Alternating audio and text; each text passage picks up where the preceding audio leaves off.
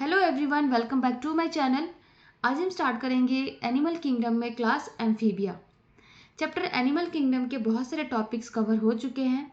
अगर आपको ये सारे टॉपिक्स देखने हैं तो इस चैप्टर का अलग से प्लेलिस्ट बना है जो कि आप मेरे चैनल पे जाके देख सकते हैं। तो चलिए स्टार्ट करते हैं क्लास एम्फीबिया। सबसे पहले कुछ इंपॉर्टेंट पॉइंट्स हम समझ लेते हैं। तो सबसे पहले तो ये जानना है कि ये एम्फीबियन है, ये नेम ये कहाँ से डिराइव हुआ है। तो ये एक ग्रीक वर्ड एम्फीबायोस से डिराइव हुआ है, जिसका मीनिंग होता है to live a double life. ऐसा इसलिए कहा जाता है, यहाँ पे डबल लाइफ इसलिए कहा गया है क्योंकि जो एम्फीबियंस एनिमल्स हैं, एम्फीबियंस वो सारे एनिमल्स हैं जो कि वाटर में भी सर्वाइव करते हैं और ये ज़मीन पे भी सर्वाइव करते हैं। यानी कि एक्वेटिक फॉर्म में भी रह सकते हैं और टेरेस्ट्रियल फॉर्म में भी रह सकते हैं। यहाँ पे कुछ चीज़ें और याद रखनी है। तो इस क्लास में अबाउट 3000 स्पीसीज़ हैं और ये फर्स्ट कोल्ड ब्लडेड एनिमल्स हैं जो कि लैंड पे अपीयर हुए, यानी कि जो लैंड पे रहते हैं। अब यहाँ पे एक चीज़ हमें याद रख लेना है कि जो क्लास एम्फीबिया है ये सुपर क्लास टेट्रापोडा के अंदर आता है और ये सुपर क्लास टेट्रापोडा डिवीज़न गैनेथोस्टोमाटा के अंदर आता है। तो ये सब चीज़ें तो हम पहले भी डिस्कस कर चुके हैं। यानी कि जो गैनेथोस्टोमाटा है ये 2 सुपर क्लासेस में डिवाइडेड है, पाइसेज एंड टेट्रापोडा। पाइसेज की जो क्लासेस है वो हम डिस्कस कर चुके हैं। आज हम डिस्कस कर रहे हैं टेट्रापोडा का क्लास एम्फीबिया। तो चलिए स्टार्ट करते हैं कैरेक्टरिस्टिक्स ऑफ एम्फीबिया। सबसे पहले कैरेक्टर की अगर बात की जाए तो ये है habit and habitat. Habit and habitat की अगर बात करें तो जो एम्फीबियंस हैं ये वाटर में भी रहते हैं और साथ ही साथ लैंड पे भी रहते हैं, यानी कि एक्वेटिक फॉर्म में भी और साथ ही साथ टेरेस्ट्रियल फॉर्म में भी रहते हैं। कहाँ पाए जाएंगे तो फ्रेश वाटर में भी पाए जाते हैं, वेट लैंड्स में भी पाए जाते हैं और कुछ फ्रॉग्स ऐसे हैं जो कि ट्रीज पे पाए जाते हैं। तो इसका एक एग्जाम्पल याद रख लेना है, हाइला। ये ऐसा फ्रॉग है जो कि पेड़ों पे भी रहता है। अब हम बात करेंगे इनके बॉडी की। तो जो इनकी बॉडी है वो डिवाइडेड होती है हेड एंड ट्रंक में। बॉडी के अंदर हम बात करेंगे स्किन की। तो इनके स्किन की अगर बात करें तो इनका स्किन मॉइस्ट होता है, स्मूथ होता है और साथ ही साथ इनके बॉडी में कोई भी स्केल्स प्रेजेंट नहीं रहता, यानी कि विदाउट स्केल इनकी स्किन होती है। अब नेक्स्ट हम कुछ और देखते हैं इनके कैरेक्टरिस्टिक्स क्या क्या है। यहाँ पे हमने स्किन की बात कर ली, नेक्स्ट हम बात करेंगे इनके आइज़ की। तो आइज़ की अगर बात की जाए तो इनके आइज़ में के पास क्या होता है, आई लीड्स प्रेजेंट होते हैं। ईयर की अगर बात करें तो जो एम्फीबियंस हैं इनमें कोई भी एक्सटर्नल ईयर प्रेजेंट नहीं होता है, जैसे कि मैमल्स में एक्सटर्नल ईयर देखने को मिलता है, लेकिन एम्फीबियंस के पास टिम्पेनम ही है जो कि ईयर को रिप्रेजेंट करता है। कुछ ऐसे एम्फीबियंस भी हैं जो कि जिनके अंदर की टेल होते हैं। लिम्स की अगर बात की जाए तो इनके पास 2 पेयर ऑफ लिम्स प्रेजेंट होते हैं लोकोमोशन करने के लिए। चलिए नेक्स्ट पॉइंट क्या है देखते हैं। तो नेक्स्ट पॉइंट ये है कि एम्फीबियंस क्या होते हैं, पोइकिलोथर्मिक होते हैं, यानी कि कोल्ड ब्लडेड होते हैं और बहुत सारे इनमें जो वैरायटीज़ हैं वो हाइबरनेट करती हैं विंटर के टाइम में या एस्टिवेशन करते हैं समर के टाइम में। हाइबरनेट का मतलब क्या हो गया कि ये विंटर के टाइम में डीप स्लीप कंडीशन में चले जाते हैं, ऐसा मतलब कि सोए रहते हैं, जिससे उनको ज़्यादा फूड की ज़रूरत ना पड़े और कम से कम एनर्जी में भी अपने आप को जिंदा रख सकें, सर्वाइव कर लेते हैं।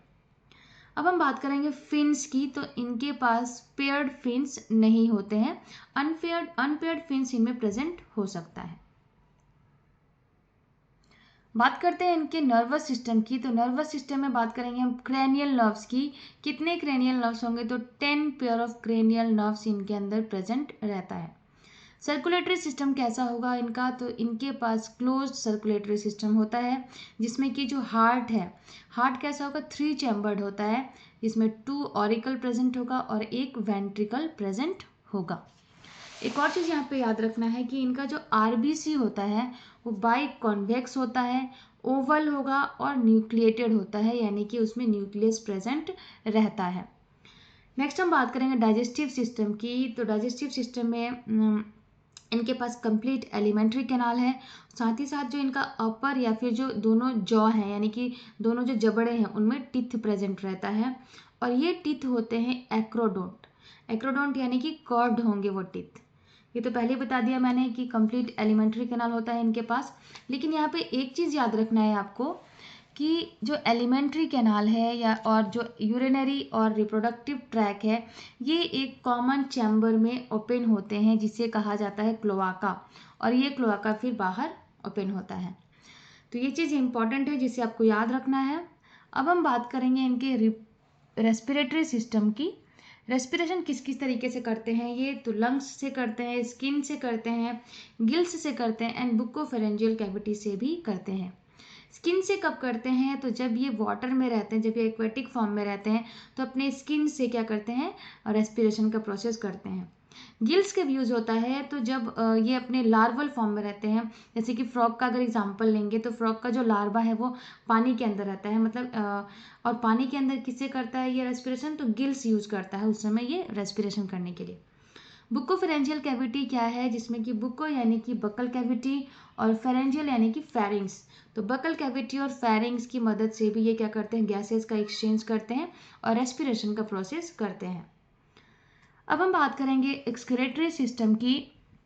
तो इनका जो एक्सक्रीटरी सिस्टम है उसमें इनके पास पेयर ऑफ किडनी प्रेजेंट है, यानी कि 2 किडनी प्रेजेंट होता है। ये कैसे होते हैं, एक्सक्रीटरी मटेरियल कैसा ये बाहर निकालते हैं, तो दे आर यूरियोटेलिक, यानी कि यूरिया ये अपने बॉडी से बाहर निकालते हैं एज अ एक्सक्रीटरी प्रोडक्ट। लेकिन जब ये लार्वा में होते हैं, लार्वल फॉर्म में होते हैं, तो अमोनोटेलिक होते हैं, यानी कि अमोनिया अपनी बॉडी से बाहर निकालते हैं, क्योंकि इनका जो लार्वा फॉर्म है वो ज़्यादातर पानी के अंदर रहता है। पानी के अंदर रहने की वजह से ये अपनी बॉडी से अमोनिया निकालते हैं। अब हम बात करते हैं इनके इंडोस्केलेटन की। तो जो इनका इंडोस्केलेटन है वो मोस्टली बोन्स का बना हुआ होता है। एक और चीज़ यहाँ पे याद रखना है, इंपॉर्टेंट कैरेक्टर है ये मेटामॉर्फोसिस। जो एम्फीबियंस है ये क्या करते हैं कि एक प्रोसेस जो मेटामॉर्फोसिस है उसके ये प्रोसेस इनके अंदर होता है, जिसमें कि इनके पास 2 लाइफ के फेजेस होंगे। तो फर्स्ट होगा कि लार्वल स्टेज, जिसके अंदर ये इनके पास गिल्स होता है एंड ये सर्वाइव करते हैं वाटर में, यानी कि जब ये लार्वा रहेंगे तो लार्वा जब रहते हैं तो गिल्स इनके पास होता है और ये पानी में ही सर्वाइव करते हैं, अपने गिल्स की मदद से ही पानी से जो डिजॉल्व ऑक्सीजन है वो रेस्पिरेशन के प्रोसेस से अपने अंदर लेते हैं। सेकेंड इनका होता है टेरेस्ट्रियल स्टेज, जिसमें कि ये एडल्ट फॉर्म में होते हैं, और इस टेरेस्ट्रियल स्टेज में जब ये रहते हैं एडल्ट फॉर्म में तो लंग्स को यूज करते हैं रेस्पिरेशन का प्रोसेस करने के लिए। तो ये एक इम्पॉर्टेंट कैरेक्टरिस्टिक्स है एम्फीबियंस का, मेटामॉर्फोसिस। चलिए कुछ और देख लेते हैं कैरेक्टर क्या क्या हैं। तो लास्ट जो कैरेक्टरिस्टिक बचा है वो है रिप्रोडक्शन। रिप्रोडक्शन की अगर बात की जाए तो इनमें सेक्सेस क्या होगा, सेपरेट होता है, यानी कि ये यूनिसेक्सुअल होते हैं। फर्टिलाइजेशन इनका एक्सटर्नल होता है और पानी की मदद से इनका जो फर्टिलाइजेशन का प्रोसेस है वो कंप्लीट होता है, यानी कि दे रिक्वायर वाटर फॉर रिप्रोडक्शन। होता ये है कि जो फीमेल है वो अपने एग्स को पानी में रिलीज करती है और जो मेल है वो अपने स्पर्म्स को पानी में रिलीज करेगा और फिर उसी वाटर में इनका जो एग और स्पर्म है उसका फर्टिलाइजेशन हो जाता है। अगर बात करें हम डेवलपमेंट की, तो डेवलपमेंट इनका होता है इनडायरेक्ट, क्योंकि इनके अंदर लार्वल फॉर्म देखने को मिलता है और ये होते हैं ओवीपेरस, यानी कि एग ले करते हैं ये। एक चीज़ यहाँ पे याद रखना है कि the males are devoid of copulatory organ, males के अंदर कोई भी कॉपुलेटरी ऑर्गन नहीं रहता है and they require water for reproduction. तो यहाँ पे तो सारे हमने कैरेक्टरिस्टिक्स कंप्लीट कर लिए हैं। एट द एंड हम देखेंगे कुछ एग्जाम्पल्स जो कि बहुत इंपॉर्टेंट है। एग्जाम्पल्स में हम कॉमन नेम भी देखेंगे कि क्या क्या कॉमन नेम है। तो सबसे पहला है बुफो, जिसे कि टोड कहा जाता है। राना हो गया जो फ्रॉग है। हाइला ट्री फ्रॉग हो गया। सेलेमेंड्रा हो गया कि जिसे सेलेमेंडर कहते हैं। एंड थायोफिस हो गया जिसे कि लिम्बलेस एम्फीबिया कहा जाता है। तो ये सारे एग्जाम्पल्स आपको याद रखने हैं, साथ ही साथ कॉमन नेम भी आपको याद रखना है। तो उम्मीद है आज का लेक्चर आपको पसंद आया होगा। नेक्स्ट क्लास में हम और भी जो बाकी के क्लासेस बचे हैं वो कंप्लीट करेंगे।